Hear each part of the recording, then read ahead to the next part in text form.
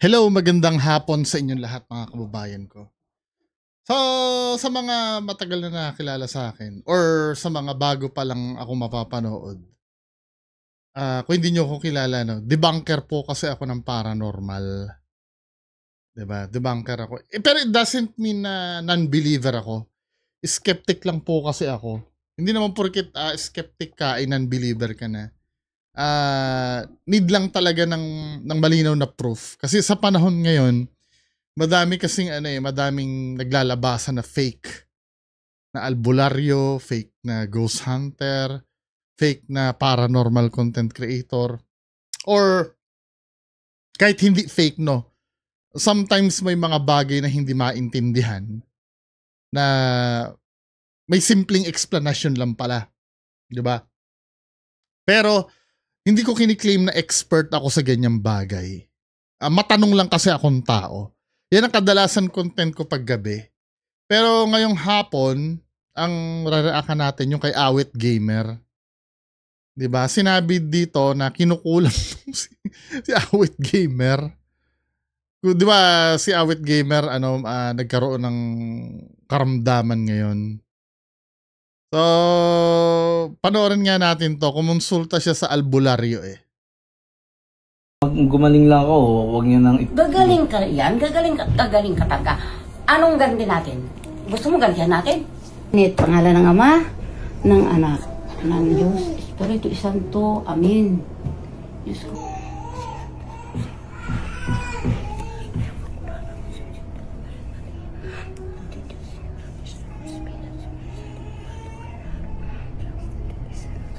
Ayan ang sinasabi ko sa iyo. Ako, Yung ganang tawas yun, ano? Yung ganun. kilala ko. Alam ko. Alam ko ang taong gumagawa sa iyo. Gagawin ko yun. Basta gagawin ko yun. Pag ano nga ngayon, Biyernes. Sa Biyernes, tatawag yun. Bahala na ako. Basta bahala na ako. Igog, anak ko ginamot sa Antipolo ha. Ako ginamot sa Antipolo. Hindi natin makalakad ka. Pagawa ka sa iba. Kilala ka nito. Pinakukulam ka, Kilala ka ganon. nito. pinakukulam, ganun. Ano po ba siya? Babae, lalaki? Babae at lalaki yan. Babae lalaki to. Kilala ka nito siguro. Bakit Nakasaksi na ako ng ganyan eh. Yung pagtatawas to tama, yung pinapatak sa I mean, ano ba yun? Ano bang pinagbabatay doon, yung hugis ng ng kandila? Or may nababasa doon sa kandila na hindi natin nakikita, na sila lang ang makakabasa? Kasi magulo eh. Minsan, ayan nakita mo babae, ginaganyan yan, di ba? Yung kung ano yung nagkokorte. hindi magagawa nito nila kung hindi mo kilala sa pangalan. Sobrang ingit sa iyo. Yun ang ginawaan ka ng ganyan para bumagsak ka. Ginawan ka ng ganyan nila para bumagsak ka. Para makita naman ikaw ay bumagsak, wala ka na wala ka ng pera. Gusto nila, madalit salita, malugmok ka. Oo, Ganon. totoo yan. Kung ikaw ay isipin mo. Yan nangyayari sa kanya na yan. Oo. Pinakukulam pala siya niyan. Oo. Hindi pala yan talagang sakit Oo, niya hindi na sakit yun. Diyos ko, maniwala ka sa akin. Hindi sakit. Pinagagawa pala Ako, siya anak. talaga. Kapag sinabi nung manggagawa, maniwala ka sa akin. Parang hindi na dapat pagkatiwalaan eh, no? Ako anak, Gamot. Yan. Tay ka nga muna nak. Hindi, ito ha. Yung mga manggagamot kasi na yan, yes, sabihin na natin na wala namang masama, no? Wala namang mawawala. Yun ang tamang term kasi madalas sinasabi, wala namang mawawala pagka pinaniwalaan. Meron. Ang mawawala kasi dyan, yung faith mo sa medicine. 'Di ba? At yung magagawa ng doktor sa'yo, mawawalan ka ng faith doon. Mas maganda sana, sige, magpaganyan ka, pero at the same time, wag mong ititigil yung pagdodoktor mo. Kasi sometimes, no, sabagay, mapera na ba uli si Awit Gamer? Sa mga kababayan kasi natin minsan, no, due to kawalan ng pera, mas kumakapit sila dito eh. Diyan sa ganyan eh. Kasi alam nyo, pagdating kasi sa ganitong larangan, palaging palaging nagagamot di ba? Palaging may paraan yung kasi pagka ospital nga naman, 'di ba? Gagastos ka malaki, tapos sometimes ang hirap pa ng gamutan. Ito kasi parang magic 'di ba? Kaya mas kadalasan ito yung pinipili ng mga walang budget. Pero kung kakayanin naman na gumastos, doon tayo sa ospital sana. Hindi, kung gusto niyo gawin ito, di gawin niyo rin yan, pero iba pa rin kasi yung ang gagawa sa inyo yung expert sa katawan ng tao. Di ba? Parehas, no? Kung totoong kinukulam, di siya yung gagawa. Paano kung talagang sakit? Kasi napapansin ko kadalasan, yung mga nagpapagamot sa mga manggagamot na katulad ni nanay, palaging kulam ang diagnosis Bibihira ako nakakarinig na, ay yan, ipadoktor mo yan kasi hindi spiritual yung yung sakit mo physical yung sakit mo. Wala pa akong naririnig na albularyo na ganun ang sinasabi. Palaging nakukulam, nagustuhan ng engkanto, or alam mo yon yung nabati. Pero yung never na nagsabi na, ay ito ay sakit ng pang-ospital, di ba? Ang pangalan mo na? Kenneth po. Kenneth. Kenneth. Oh, Kenneth. Alfred. Oh, basta Kenneth na lang. Kenneth, pangalan ng ama, ng anak, ng Diyos, Espiritu Santo. Amen. Diyos ko.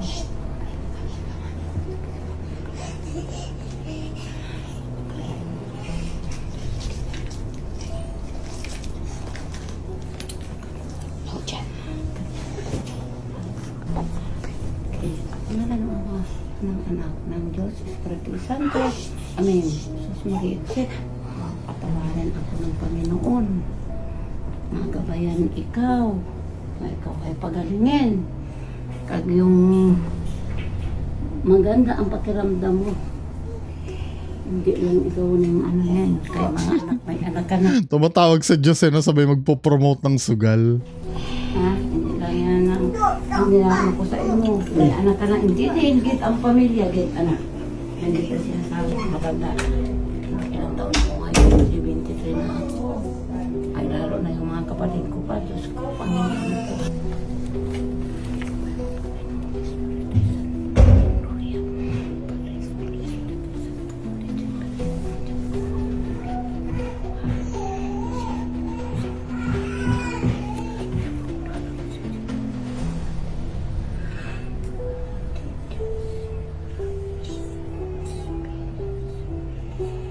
Komando yung posporo, May gitar pa ba? Gitar na posporo. Ikaw mag-alala. Ako nang bahala dyan. Ako nang bahala dyan. Ilagay mo muna daw sa ano ko. Sa bag mo. Ihulog mo lang daan lahat. Ihulog mo lang. Ihulog mo lang. Ako nang bahala dyan. Tingnan mo ito ha. Magbigyan mo ako ng papel. Ibabalot natin. Ilalagay mo ko sa unan mo mamaya o na oras kang matulog. Ako. Tingnan mo ha. Ano yun? Ayan, babayan, babasahin ko. Ilaw na ilaw. Dalawang tao ito. Okay? Nakaupo nagharap. Oo nga. Ha? Pagawa ka sa iba. Kilala ka nito. Pinakukulam ka. Kilala ka Ganon. nito. Pinakukulam, ganun. Ano po ba siya? Babae, lalaki? Babae at lalaki yan. Babae, lalaki ito. Kilala ka nito siguro. Bakit hindi magagawa nito nila kung hindi ka kilala sa pangalan? Ha? Ingay naman nung nasa background. Git lang po dahil. Oo. Kung kilala mo sila. Kung kilala mo sila. Pag sinabi mo, ito ang pangalan ng itong dalawa. Kung sino itong dalawang pangalan ng itong dalawang tao. Kung meron ka daw, may na sa akin. kilala. Wala po kasi hindi ko po alam kung sino yung mga nahingit sa akin. Hindi nun. mahalata mo yun ang isang tao na para bang nang sa tingin natitingnan ka ay para bang galit na galit sa iyo dahil na iingit Si makagago yun, makagago. sa iyo. Mahalata mo yan. Kahit anong mangyari, mahalata mo yan. Marami Pinakulam ka ni makagago. may taong nasa likod mo nga naiingit sa iyo. Ha? Hindi pwede naman sasabi mo wala. Anak. Kakilala na po yan. Kilala ka ito. Bakit nagawan ka ito? Kung So, hindi ka ibig kilala. sabihin, sinasabi nung doktor sa akin na, ano, Ay, ng papel mo. Ito yung papel daw. bukod dun sa sakit ko na Tingnan ko Ay, kayo. ito yung papel. Na ano? dito po, ito na po yun. I mean, so ang mangyayari parang kukontrahin mo pa yung yung sinabi nung doktor, men. Yung ba ibig mo sabihin? Yung ginagawa sa akin na, Anong sakit na? kasi, Ano sabi ng doktor sa inyo? normally po, sabi po sa akin ng doktor, Oh. based lang po sa sinabi niya, meron mataas akong uric acid, kaya hindi po ako, tapos mababa yung potassium, tapos meron po akong mataas na, Creatine. na white blood cell and Infection ng white blood cell eh. creatine, May creatinine siya. creatinine. Ngayon po, ito pong tuhod Ano malay ni nanay dun sa uric acid at creatine? ko, inorto po ito, inorto. Nakita po na parang may mga crystal po siya. Oo. Yun. Parang rayuma yun eh. Nagkakaroon ng crystal deposit. Yun ang nagkukos ng pain. Kasi kung mapapansin nyo, parang yun yung yun yung rayuma na tinatawag. Yung pag igagalaw mo. Kasi 'di ba ito yung joints, no? Pag nagkaroon ng crystal deposit 'yan, dahil kakakain mo ng maalat, no? Pwede yung maalat or yan nga yung sa uric acid. Tingnan natin ha. Para makita nyo. 'Di ba matutulis kasi ang crystal eh. Yung sharp siya, mga matatalas. Kaya pag igagalaw mo yan, magkikiskisan yan, yun yung masakit. Crystal deposit joint. Sana makita natin.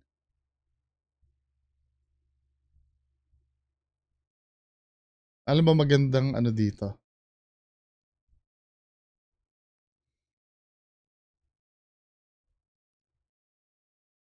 Yan ito yung pinakamagandang calcium crystals. Yan ito yung nasa joints.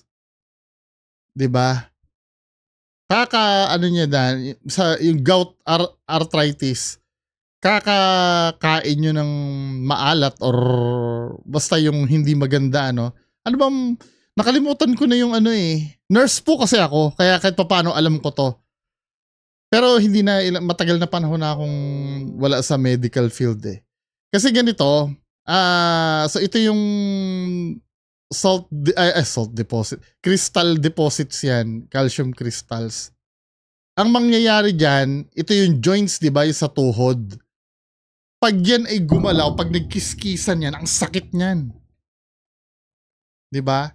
Kaya para maiwasan nyo yan, yung mga ganyan men, dapat hanggat maaari pag kayo ay kahit bata pa lang huwag nyo sanayin ng soft drinks, yung mga na may kulay.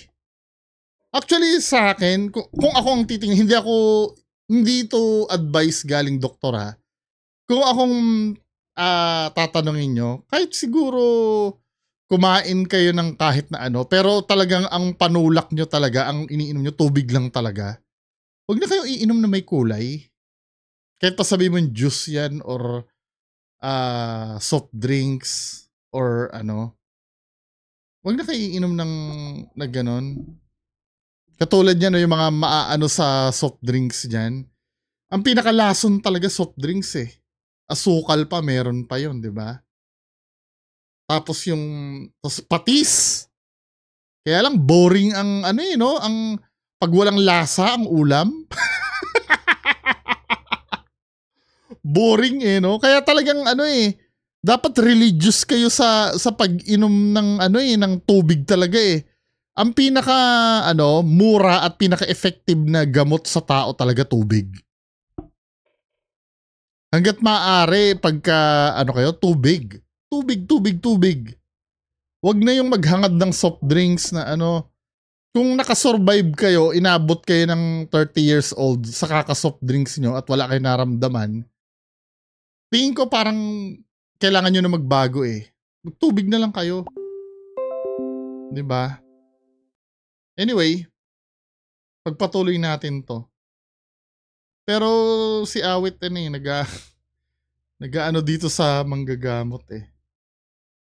Tas namamaga, then yung nagagamot naman siya nawawala, then bumabalik po. Hindi ko po alam kung... Kasi yung gamot na na binigay sa'yo, pain reliever lang yun siguro. 'Di ba? Pain reliever lang yun. Kaya nga bumabalik eh. Kumain ka lang, ikaw ay umaasa Ano kaya bumabalik dahil kinulam? dito sa buhay. Di ba? Magagalit sila. Nagagalit sila. Ang gusto nila, Bumagsak ako. bumagsak ikaw para hay sila naman ang mag-ano. Ay pag bumagsak ka, kapag tatawanan ka pa. Inimbyar ito sa ibang tao. Pinagawa sa ibang tao. Oo. Iniutos siya, pinagawa. Bakit malalaman ko ito hindi pinagawa sa ibang tao? Parang parang echo itong nagkukuha ng camera eh. Inutos yan. Oo, inutos yan.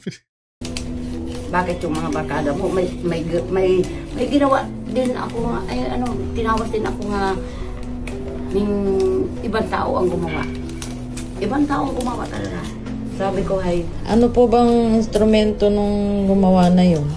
Pero sabi ni nanay kanina, kailangan kilala daw sa pangalan. Tapos ngayon, iba ang gumawa. Ang gulo na itong manggagamot na to. Paano siya pinagawa? Picture ba yan? pangalan lang ito. Pangalan. Pangalan mo lang yun. Ang kinuha nito. Para po lang. Nilagay mo to sa unan mo ngayon. Wait, mamimiloso po ako ng konti ha. Di ba pangalan daw yung kinuha? Totoo ba yun sa kulam? Paano kung may kapangalan ka? Halimbawa, pangalan ko Juan de la Cruz. Gusto kong kulamin mo si Juan de la Cruz. Di lahat ng Juan de la Cruz makukulam? Ganun po ba yun? I think medyo may pagkapiloso po yung tanong ko pero valid, di ba? Paki-explain nga sa baba. Mga kababayan ko. Halimbawa, Mildred Perez ang name. Papakulam ko si Mildred. Ilan ang Mildred Perez sa Pilipinas? Tingnan nga natin ha. Search natin. Hindi lang sa Pilipinas, buong mundo pala. Mildred Perez. Ang daming Mildred Perez. So ito makukulam lahat to. Diba? Or halimbawa, may thoughts yung yung nagsabi. Siyempre iniisip niya yun kung sino yung Mildred Perez, no? Ito yung kukulamin niyo si Mildred Perez. Pero sinabi, dinaan daw sa iba eh. Magulo eh. Pagtulog ka na, naku ito. Tapos ay sabihin mo, pag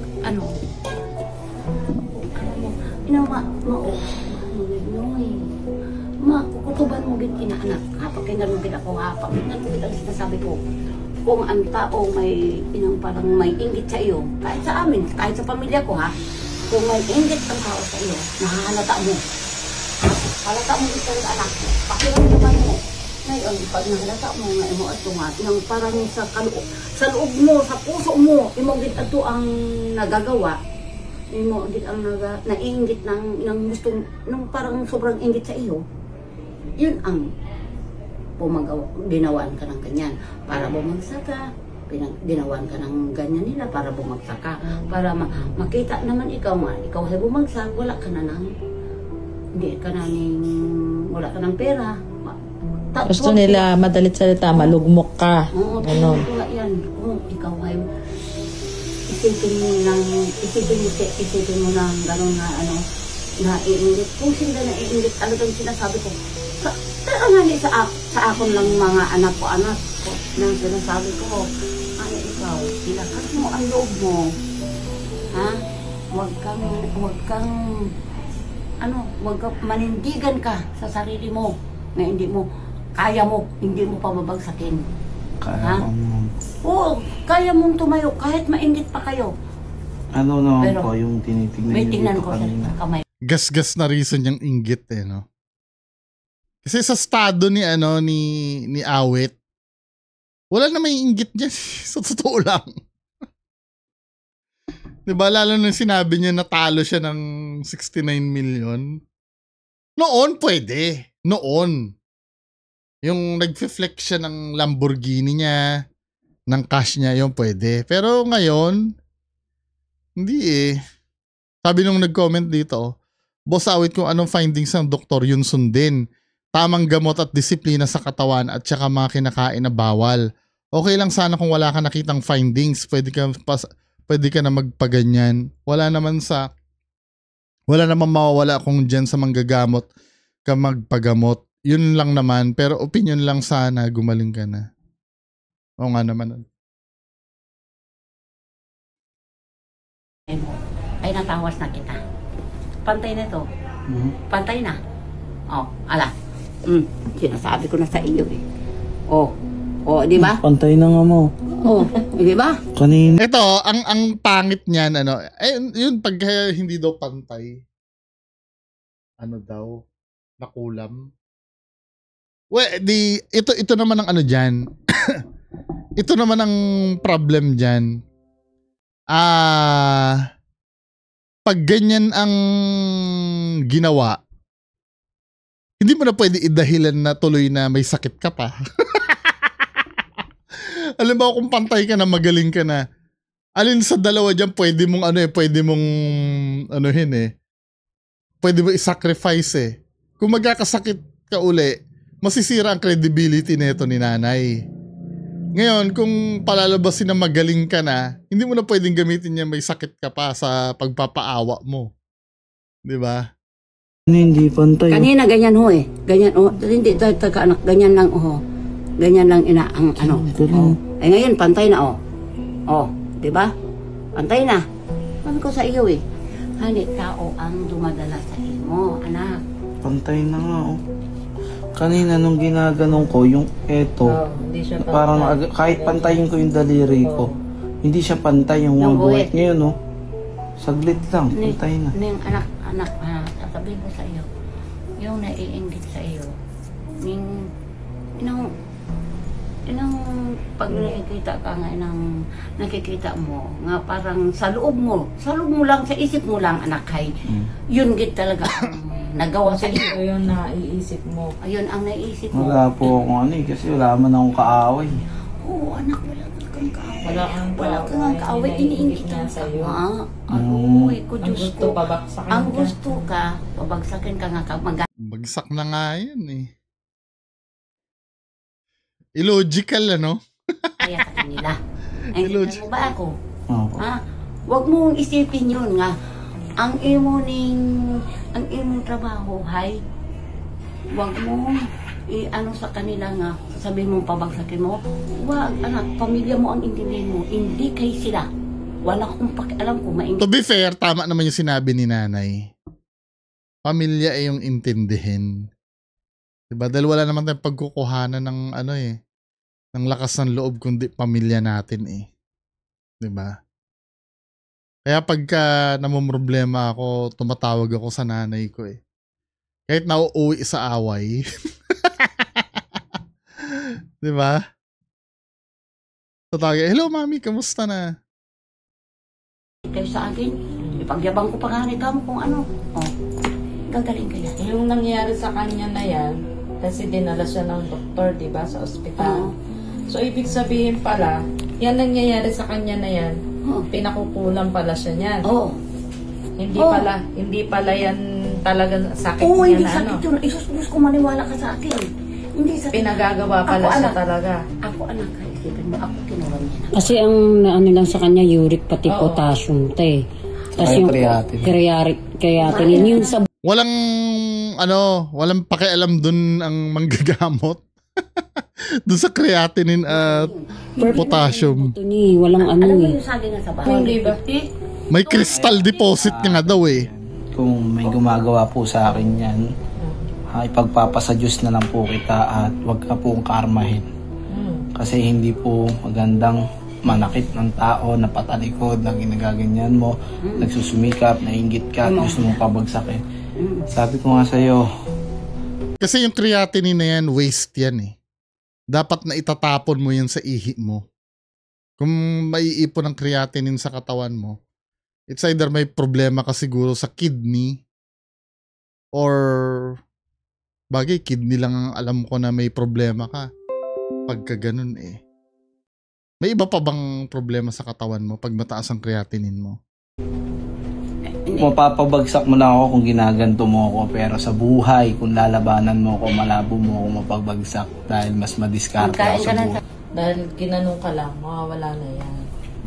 Natawas ka na eh. Kanina nga po ba yun sumakit? Nandito ako. Tapos yung kamay ko mantigas oh. Tingnan mo, tumigas yung kamay ko. Nandito ako kasi. Nakukontra. Oo. Ha? Ngayon, yung gumawa niyan sa'yo, ay sinasabi mo sa kanina, Nay. Ang gumawa niyan sa kanya na pinakulam siya, anong balik kanila? Anong balik? Doon sa nagpagawa niyan. Sa kanya. Mas malala. Ikaw ang tanungin ko. Hindi na po eh. Basta gumaling lang ako, huwag niyo nang Gagaling ka yan. Gagaling ka talaga. Anong ganti natin? Anong ganti natin? Isa rin ang problem nito, no? Yung pagbibigay ng false hope ng mga albularyo. Hindi naman lahat. Malay mo meron naman talagang gumagaling, lalo na yung tunay na kinulam. Pero pag mga ganito, yung sasabihan mo na gagaling ka hanggang sa hindi na magre-rely uminom ng gamot dahil sinabi ng albularyo na gagaling doon sa ginawa ng albularyo. 'Di ba? Mag-isip-isip din. Kasi baka lalo mapasama ang katawan mo. Wag na po. Oh! Ay, ayaw mo. Ay, kung ikaw ginaunahan ka na, nga wala kang mga kasalanan, hindi mo pa gantihan. Alright. Okay lang po yun. Kahit alam ko na, hindi ko tatanungin sa imo ang pangalan kung sino. Alam ko na, babae at lalaki yan, mag-asawa. Bobo. Talaga. Babae yan na, dalawang mag-asawa yan, puro babae at lalaki. Alam mo, mate anay, alam mo, pag ikaw nasasalubong yan, nasasalubong ka, kung nasasalubong ka yan, gustong magsalita na ng pera mo. Yung parang gustong din magsalita na bigyan mo naman ako ng pera, mayaman ka na, diba? Hindi lang makapagsalita, diba? Ngayon, kaya hindi sila makapagsalita sa iyo, ba't ikaw galing mahiya kung ikaw nanghingi? Mahirap rin kung magnakaw ka, diba? Kung hindi ka bigyan, hindi salamat. Kung bigyan ka, salamat din, di ba? Kung hindi ka bigyan, pasensya tayo, kaya tayo nanghingi, di ba? Ngayon, siguro hindi siya makapagsalita sa iyo nga, mahingi ng pera o kaya, alam mo maya. Paano makakapaghingi ng pera? Wala na nga daw pera ito. Di ba? Pambayad nga ng bill sa ospital. Tama na nga yan. Inuulol na lang tayo eh. Yan lang po muna. Magandang hapon sa inyo lahat. Bye-bye.